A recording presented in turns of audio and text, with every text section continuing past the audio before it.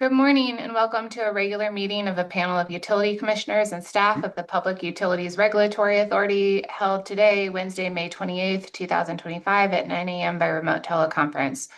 My name is Chairman Marissa Gillette and I'm joined virtually today by my colleagues, Commissioners Michael Karen and David Arconti.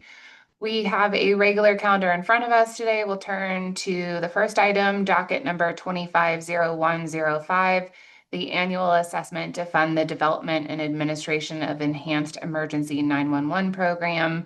And we have Mr. Skarzinski with authority staff to present the decision for the panel's consideration, please. Yes, good morning, Chairman Gillette, Commissioner Arconti, and Commissioner Karen. Thank you for the opportunity to present docket 250105 this morning.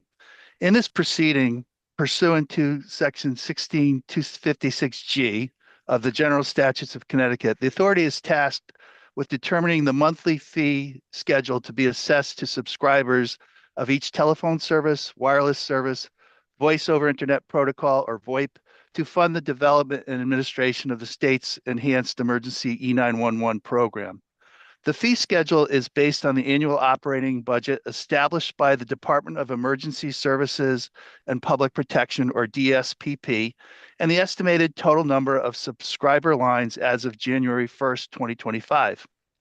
On January 23rd, 2025, the authority issued interrogatories to service providers of wireline, wireless, and VoIP services to obtain the number of active lines in service as of January 1st, 2025. This information, combined with DESPP's budget, is used to determine the monthly E91 per line fee. On April 9th, 2025, DESPP filed its annual operating budget for fiscal year 2026, which begins on July 1st, 2025 and ends on June 30th, 2026. The operating budget for fiscal year 2026 is $38,434,300.44.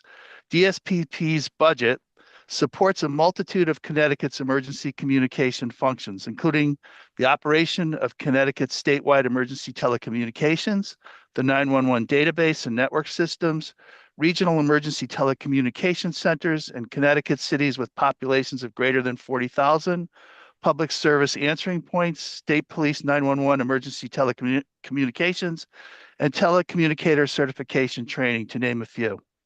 On May 15th, 2025, the authority issued its proposed final decision and a notice of written exceptions. The authority determined that the single line monthly subscriber E911 fee assessment to be 69 cents. Connecticut Agency's regulations, section 28248A, prescribes a progressive wireline service schedule that is used by the authority when calculating the E911 assessment fees for customer accounts with multiple lines, and therefore subscribers will be assessed a monthly fee ranging from 69 cents to 14 cents that's based per line, that's based on the number of active lines an individual subscriber has. Pursuant to Connecticut General Stats 16256G, wireless services will be assessed at the single line rate of 69 cents per active line, regardless of the number of active wireless lines. Beginning July 1st, 2025 until June 30th, 2026, each wireline, wireless, VoIP, and coin operated providers shall provide access the monthly fee as prescribed in the decision and shall file the quarterly payment reports beginning with the third quarter 2025, no later than October 27, 2025, and then quarterly thereafter. With that, I recommend to the panel for adoption, and thank you. Thank you. Is there a motion? Madam Chair, move adoption. And I would second. Thank you. The decision has been regularly moved and seconded. If there are no comments, I will ask Mr. Bumpin to please take the roll. Commissioner Karen, Yes. Commissioner Arconti, Yes. Chairman Gillette. Yes. Thank you. The decision has been adopted. We will turn next to our second item on the regular calendar, docket number 250106, the annual community access support review, and we'll turn to Authority Staff Attorney Victoria Church to present the decision for the panel's consideration, please. Good morning. In this decision, the authority calculates and sets the inflation-adjusted amount of community access support required pursuant to General Statutes 16-331A, subsection K. The authority uses the Consumer Price Index, CPI, to determine the inflation-adjusted amounts of community access support required for all multi-channel video programming distributors, also referred to as MVPDs.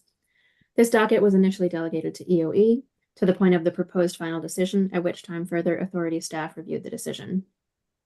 The governing statute states that no later than June 1st of each year, the authority shall issue a decision adjusting the required community access support amount per subscriber, reflecting changes in the CPI, and notify each MVPD within a franchise area and each community access provider of the adjusted amount for the next calendar year. The authority may increase or decrease the per subscriber funding amount by not more than 40% of the amount as adjusted for inflation based on certain criteria. The applicable inflation rate for the upcoming community access support amounts pursuant to general statutes is 3.51%. In this decision, the authority determined that the statutory amount adjusted for inflation equaled $11.49, making the 40 plus or minus range between $6.89 and $16.09. This year, the authority did not order any increase beyond the CPI. The authority ordered the community access providers and advisory councils to file annual reports and the MVPDs to fund community access using the subscriber fees set by the authority. The authority also ordered all MVPDs to file compliance related to the timing of payments and to the calculations each MVPD uses in relation to multi-dwelling units. This year, the authority also issued interrogatories related to the annual filing requirements and information contained on the authority's website and received feedback from the participants. The authority intends to update the form and the website content later this year and provide participants with additional options for comment before the final issuance. Authority staff recommends adoption of the decision to the panel. Thank you for your consideration. Thank you. Is there a motion? Madam Chair, I move adoption. Madam Chair, I would second. Thank you. The decision has been regularly moved and seconded. If there are no comments, I will ask Mr. Bumpin to please take the roll. Commissioner Karen, Yes. Commissioner Arconti, Yes. Chairman Gillette, Yes. Thank you. The decision has been adopted. That brings us to the end of today's regular meeting agenda. We will adjourn and reconvene next Wednesday,